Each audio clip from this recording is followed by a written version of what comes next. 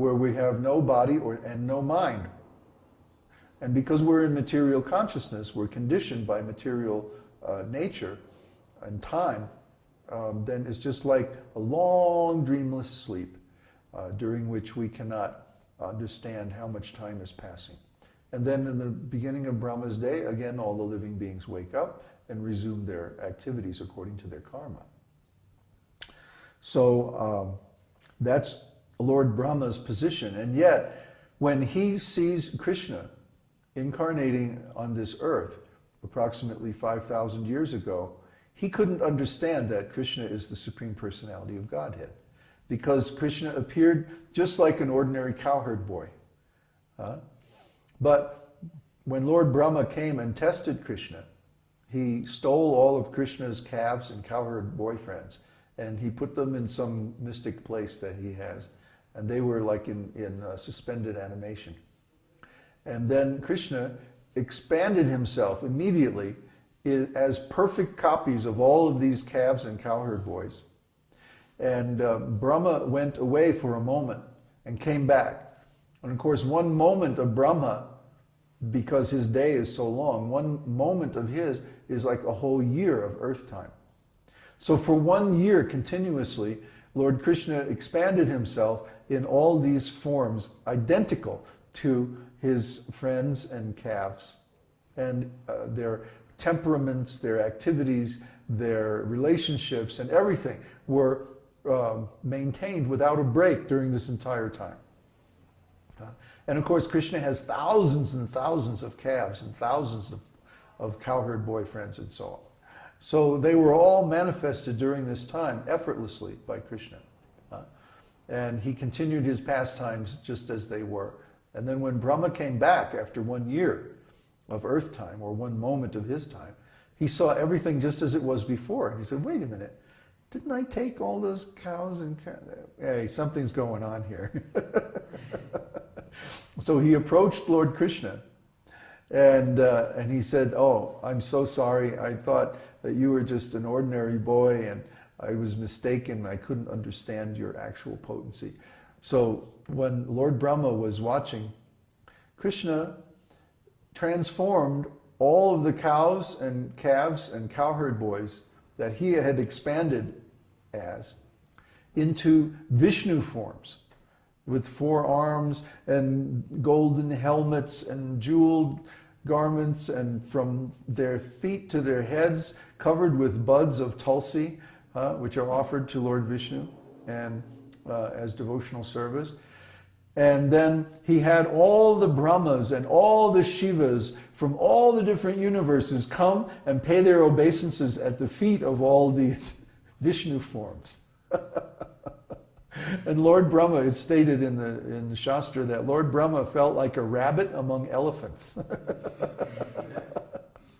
And he was just completely overwhelmed. His mind was blown. Freak out. Yeah, freak out. So then Lord Brahma came and he offered obeisances and many nice prayers at the feet of Govinda. And basically that was his message, that I thought you were just an ordinary boy, and here you are, the immeasurable source of Lord Vishnu. Because Brahma is born from Lord Vishnu, and he worships Lord Vishnu. That's the worshipable deity of Lord Brahma, is Garbhodakashayi Vishnu. And so when he saw all these Vishnu forms and everything emanating from the body of this little cowherd boy, then he was extremely surprised and amazed. So he offered these very nice prayers, which are narrated in Srimad Bhagavatam. And Lord Krishna was just sort of like, okay, well, when you're going to be done, so I can get on with my childhood pastimes, okay? Just like, you're not really part of this pastime, so, just finish up your prayers and get out of here. So then, of course, everything was restored just as it was. And that night, all the cowherd boys and calves came back to their original homes and mothers, and they told about what had happened that morning, 1 year ago. That Krishna had killed the demon Aghasura the big snake demon. And Maharaj Parikshit was very amazed that how could it be that these cowherd boys told the story of Aghasura 1 year later than it actually happened. And it was, of course, it was because they were in suspended animation that whole time. They were under Brahma's mystic power. So Lord Brahma, even though he has so much mystic power, he can't measure Krishna. He can't understand Krishna's potency just by his observation. He has to get a lesson. Yeah, he has to be, Krishna has to freak him out real good, then he can understand. Original freaker. So the next name is Hrishikesh. Hrishikesh, Hrishika means the senses, and Esha means the master or the God, the original. So the original senses of all living entities are actually Krishna's senses. And then he expands himself, well, I can't say and then, because he expands himself eternally as all the different forms of Godhead and all the living beings and all the different forces of nature and so on. We say when he expands himself, but that's actually just an artifact of our language. Actually, Krishna's expansions are all eternal in the spiritual world. And those integrated expansions, like the personalities of Godhead, Balaram and Aniruddha, Pradyumna, Vasudeva, and so on, Sankarshan, they're called Svangsha. Svangsha means integrated expansions. And then the living entities like us and the elements of nature and so on, the Shaktis are called Vibhinangsha. Vibhinangsha means separated expansions. They're different individuals. We have a different identity. We say, I am myself, you are you, who you are, and then Krishna is also an individual. And Krishna confirms this in Bhagavad Gita in the 2nd chapter. He says, never was there a time when I did not exist, nor you, nor all these kings. And never will there be a time when we will cease to exist in the future. So we're all eternal, individual living entities, spirit souls, emanations from Krishna. And because we're emanated by Krishna, we have similar qualities to Krishna.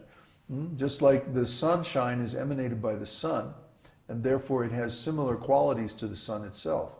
But the quantity is different. Our energy is very limited. Our intelligence, our consciousness, everything about us, very, very limited, very small, tiny, actually atomic. We're atomic particles of spirit. And Krishna is the unlimited source of all that. And in other words, an unlimited number of living entities can emanate from Krishna, and he is not diminished, not in the slightest. He can even emanate an unlimited number of personalities of Godhead with equal potencies, and he's not diminished. That's the meaning of the invocation of Ishopanishad. Om Purnamadaha Purnamidam Purnat Purnam Udachite. Purnasya Purnamadaya. He can emanate as many complete units as he wants. Purnam Eva Vashishyate. He still remains the complete whole and the complete balance. So again, this is spiritual logic. And spiritual logic is very difficult to understand for an ordinary person. But for someone who's God conscious, he can understand. Rishikesha. Rishikesha, Rishikena, Bhaktir Uchitam. That when we offer the activities of the senses in the service of the master of the senses, then that's bhakti. That's love of God. Because actually, these senses don't belong to us. They belong to Krishna. I often make the example, do we digest our food? Do we think, now I need to add a little more hydrochloric acid? And let's say, how about a few enzymes, just for good digestion? No, we don't think of any of that stuff. We don't think about how our heart is beating. Unless it stops, if we have a heart attack or something. Then we think about it. But normally, we don't think about it. It just goes on all by itself. Well, we're not doing that. We're not operating the senses of the body. Who is? Well, that's Krishna. That's Super Soul. That's Hrishikesha, the master of the senses. So he's there in our body. He's there in all bodies. He's operating the whole thing. The senses, the mind, the memory. Did you ever want to remember something, like somebody's name? I have this problem all the time. So-and-so, what's his name? And it just won't come, right? Because Krishna is in charge of memory. We're not in charge. We're not operating the mind. Krishna is operating the mind. He is within our mind, our body, our senses, and even within every atom.